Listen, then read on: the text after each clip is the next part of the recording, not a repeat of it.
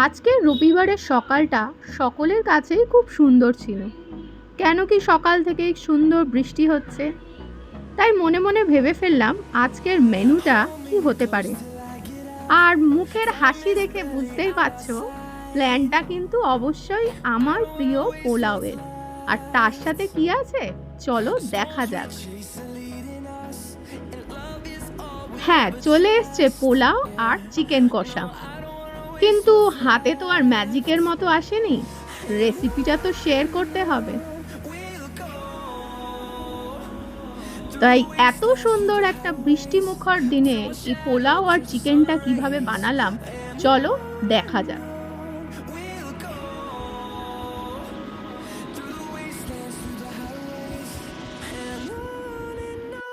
প্রথমে নিয়ে নিলাম 4 কাপ গোবিন্দভোগ চাল, তার সাথে নুন, চিনি, পরিমাণ মতো আদা, হলুদ এবং ঘি দিয়ে প্রায় আধ ঘন্টা ম্যারিনেশন করে রেখে দিলাম। পার কাপে আমি 2 চামচ করে চিনি এবং অল্প স্বাদ মতো নুন নিয়ে থাকি। এরপর নিয়ে নিলাম 600 গ্রাম চিকেন, তাতে দিলাম পরিমাণ মতো নুন, হলুদ, সর্ষের তেল, চিকেন কারি মশলা, কাশ্মীরি লাল মশলা আর একটা স্পেশাল মশলা, এটা হচ্ছে সানরাইজের বিরিয়ানি মশলা, এটাও আমি দিয়ে দিলাম 1 চামচ মতো। এতে টেস্টটা ভীষণই এনহ্যান্স হয়।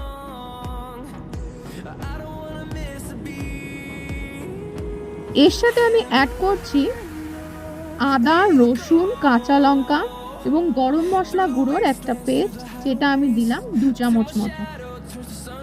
এবার পুরো মিক্সচারটাকে আমি খুব ভালোভাবে মাখিয়ে নিচ্ছি এবং মাখিয়ে নিয়ে 1 ঘন্টার জন্য আমি ফ্রিজে রেখে দেবো ম্যারিনেশনের জন্য।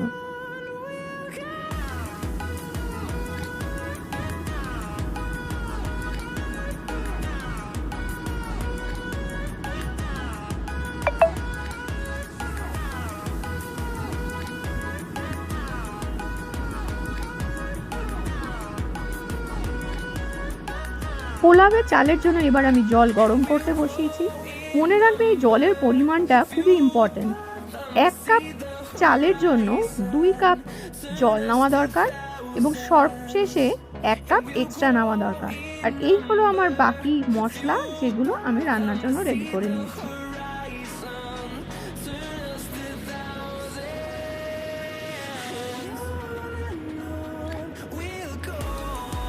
হাঁড়িতে তেল গরম করে আমি দিয়ে দিচ্ছি গরম মশলা, শুকনো লঙ্কা আর তেজপাতা। কিছুক্ষণ পর যখন এই ভাজা মশলাগুলো থেকে একটা সুন্দর গন্ধ বেরোবে তখন আমি দিয়ে দেবো চালটা দিয়ে 10 মিনিট নাড়াচাড়া করব।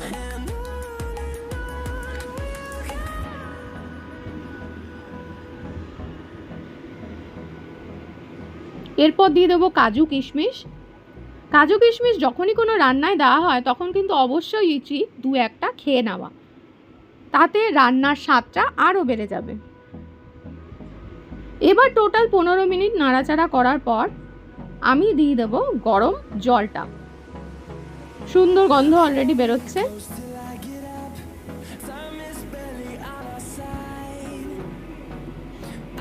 জলটা দিয়ে রেখে দেবো 10 থেকে 15 মিনিট। মাঝখানে একবার খুলে শুধু একবার দেখে নেব নুন চিনি ঠিকঠাক আছে কিনা। চিকেন কষার জন্য এবার আমি দিয়ে দিয়েছি পেঁয়াজ 2টো মিডিয়াম সাইজ, সেটাকে ভালো করে ভেজে নিচ্ছি। এরপর দিয়ে দিলাম আদা রসুনের পেস্ট, তার সাথে গরম মশলাও দেওয়া ছিল 3 চামচ। সবকিছু ভালোভাবে কষিয়ে নিয়ে এরপর আমি দিয়ে দেবো এতে টমেটো। 2টো টমেটোকে কুচি করে কেটে নিয়েছি। এরই মধ্যে দিয়ে দিয়েছিলাম স্বাদ মতো নুন এবং হলুদ। এদিকে একবার দেখে নিলাম পোলাওটা।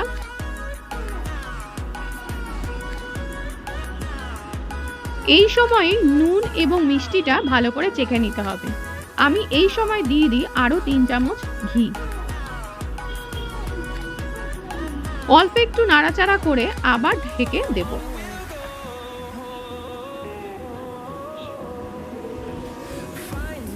দুটো ছোট সাইজের টমেটো দিয়ে দিলাম।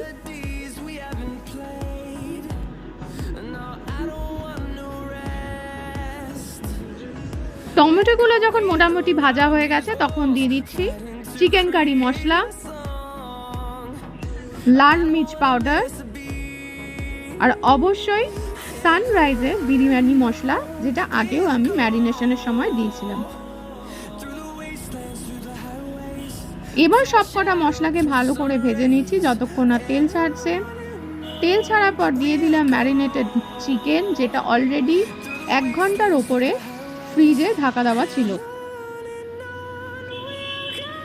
এবার চিকেনটাকে ভালো করে কষিয়ে নেওয়ার পালা। আর এই চিকেন কষিয়ে নেওয়ার কাজটা আমার বরের থেকে ভালো কেউ করতেই পারে না।